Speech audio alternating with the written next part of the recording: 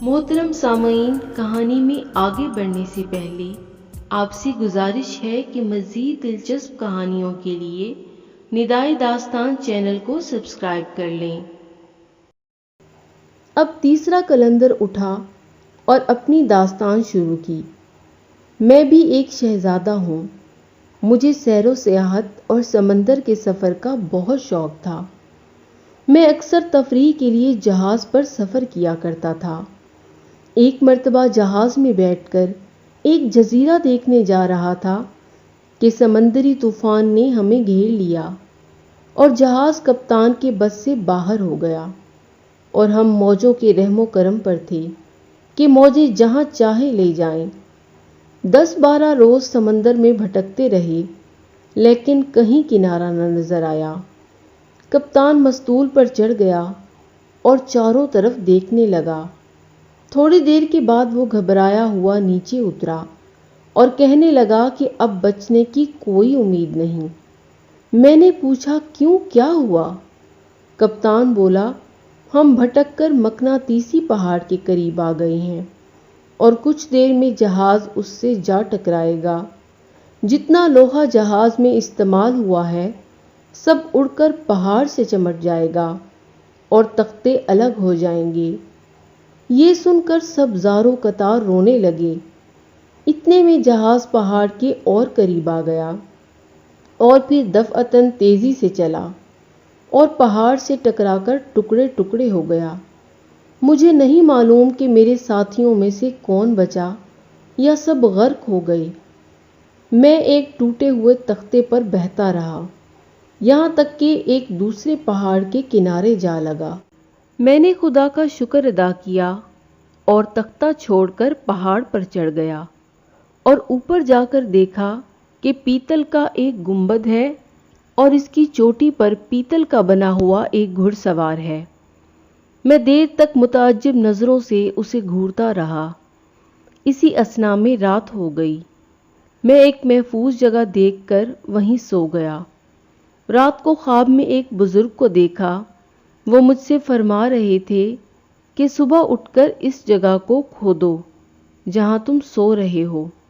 अंदर से तुम्हें एक पीतल की कमान और शीशे का तीर मिलेगा।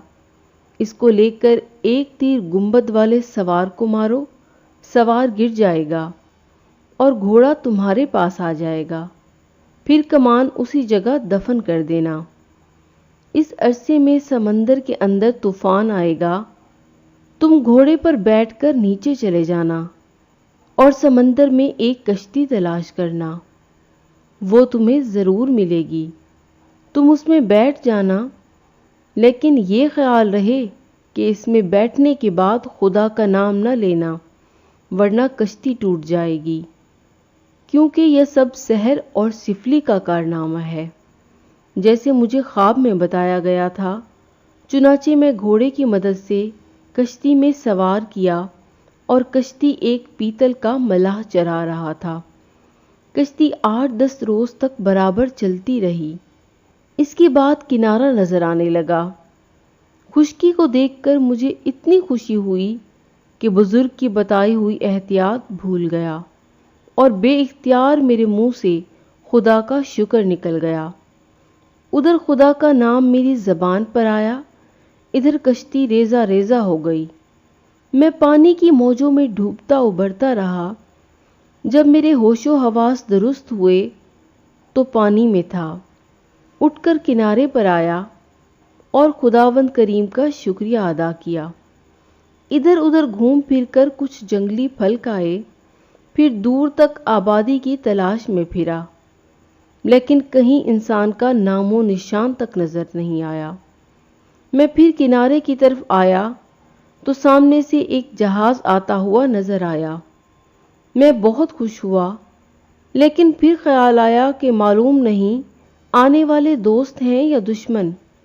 एहतियात ज़रूर करनी चाहिए।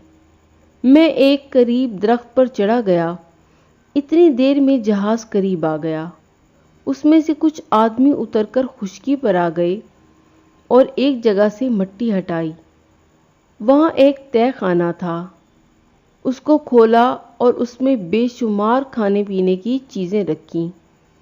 اس کے بعد نہایت خوبصورت 15 سال کے لڑکے کو اس کے اندر لے گئے۔ تھوڑی دیر بعد واپس آ گئے، لیکن لڑکا نہیں لوٹا۔ مجھے تعجب ہوا کہ اس کارروائی کا کیا مطلب ہے۔ ان لوگوں نے پھر تہہ خانہ بند کر دیا اور جہاز کی طرف چلے گئے۔ میں نے سوچا کہ مجھے اس غریب لڑکے کی مدد کرنی چاہیے۔ خدا جانے کیوں یہ لوگ اس کو زندہ درگور کر گئے۔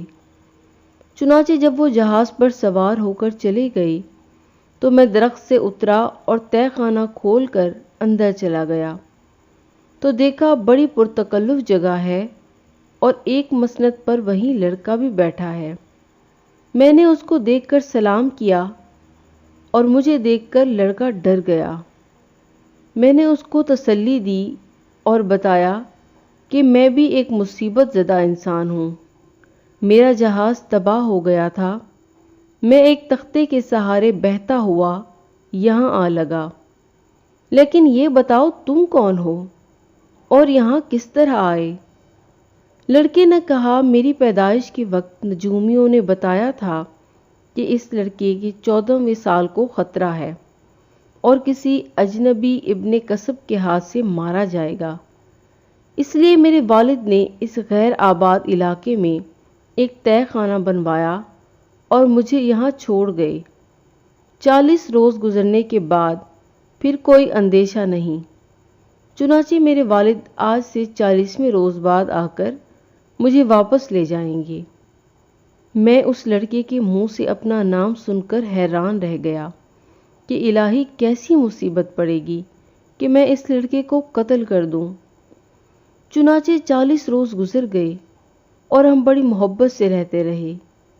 ٹھیک 40ویں روز جب اس کے والد آنے والے تھے، میں نے اس کو غسل کروایا، لباس تبدیل کرایا اور کھانے کے لیے کچھ پھل رکھے۔ سرہانے کی طرف الماری میں چاقو پڑا ہوا تھا۔ میں نے بڑھ کر اس کو اٹھایا اور جب بیٹھنے لگا تو میرا پیر پھسل گیا اور میں لڑکے کے اوپر گرا اور چاقو لڑکے کے سینے میں اتر گیا اور لڑکا وہیں ختم ہو گیا۔ اس واقعے کا مجھے اتنا دکھ ہوا کہ میں رو پڑا، لیکن کیا کر سکتا تھا؟ تقدیر اپنی تھی جو پورا ہو کر رہی۔ میں تہہ خانے سے نکلا اور آنے والے لوگوں کے خوف سے درخت پر چڑھ گیا۔ کچھ دیر بعد وہ لوگ آئے اور تہہ خانہ کھلا دیکھ کر گھبرائے ہوئے اندر گئے۔ پھر تھوڑی دیر بعد لڑکے کی نعش لیے ہوئے روتے پیٹتے باہر آئے۔ لڑکے کی نعش کو اپنے ساتھ لیے جہاز پر سوار ہو گئے۔ ان لوگوں کے جانے کے بعد میں نیچے اترا، رات اس تہہ خانے میں بسر کی۔ صبح کو خدا کے بھروسے پر ایک سمت روانہ ہو گیا اور 1 مہینہ مسلسل لک و دک جنگل میں چلتا رہا، لیکن مجھے کہیں آبادی نظر نہیں آئی۔ میں بہت پریشان تھا، لیکن کیا کرتا، برابر آگے بڑھتا رہا۔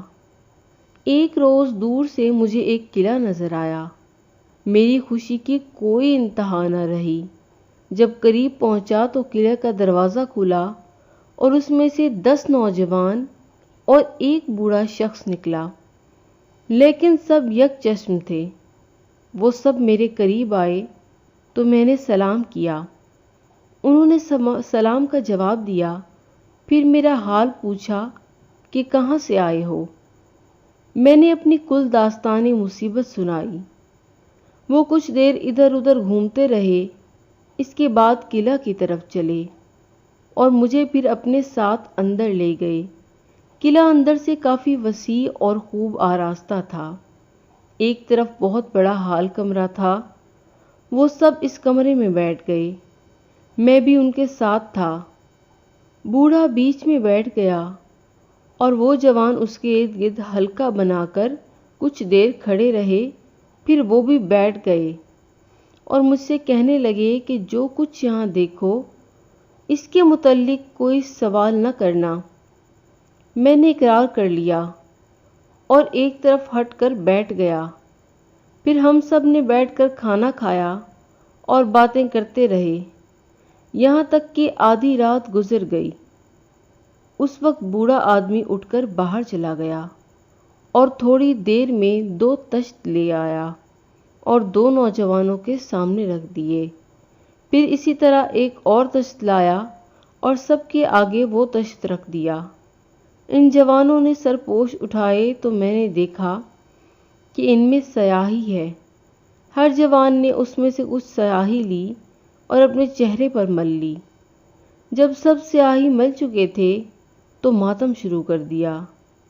کچھ دیر تک ماتم کرتے رہے۔ پھر ایک شخص پانی لایا اور سب نے منہ ہاتھ دھوئے اور اپنے اپنے سونے کے کمرے میں چلے گئے۔ مجھے بھی ایک کمرہ سونے کے لیے دیا گیا، لیکن میں اس واقعے کو دیکھ کر چونکہ بہت پریشان اور حیران تھا، اس لیے رات بھر نیند نہ آئی۔ اگلے دن بھی اسی فکر میں رہا کہ آخر اس کارروائی کا کیا مطلب ہے۔ رات کو ان لوگوں نے پھر وہی حرکتیں کی۔ میرا پیمانہ صبر لبریز ہو گیا۔ میں نے ان سے سوال کر ہی دیا کہ آپ لوگوں کے ایسے کرنے کا کیا سبب ہے؟ ان میں سے ایک نوجوان بولا، تمہاری ہی بہتری کے لیے اصل حالات ظاہر نہیں کرتے۔ اگر تم سنو گے تو اپنی داہنی آنکھ سے ہاتھ دھونے پڑیں گے۔ میں نے کہا، خواہ کچھ ہو، لیکن میں صحیح حالات معلوم کر کے رہوں گا۔ تو نوجوان کہنے لگا، اچھا صبح کو ہم انتظام کریں گے، تم خود اپنی آنکھ سے دیکھ لینا، یہ کہنے کی بات نہیں ہے۔ صبح کو ان لوگوں نے مجھے پھر سمجھایا کہ اس چکر میں نہ پڑو، لیکن میں نہیں مانا۔ مجبوراً ان میں سے ایک شخص بھیڑ لایا، پھر اس کو ذبح کر کے گوشت الگ کر دیا اور کھال مجھے دے دی کہ اس میں لپٹ جاؤ، ہم اس کو اوپر سے سی دیں گے اور باہر رکھ دیں گے۔ تھوڑی دیر بعد پھر ادھر سے پرندہ گزرے گا، وہ تمہیں اپنا شکار سمجھ کر اٹھا لے گا اور اڑ جائے گا۔ ایک پہاڑ پر اترے گا، اس وقت اس سے پہلے کہ وہ تمہیں نقصان پہنچائے، اس چھری سے جو ہم تمہیں دیں گے کھال کاٹ کر باہر نکال دینا اور شور مچانا، وہ ڈر کر اڑ جائے گا۔ اور تم تھوڑی دور آگے جانا، وہاں ایک قلعہ نظر آئے گا، اس کے اندر چلے جانا، پھر ہمارا راز تمہیں معلوم ہو جائے گا۔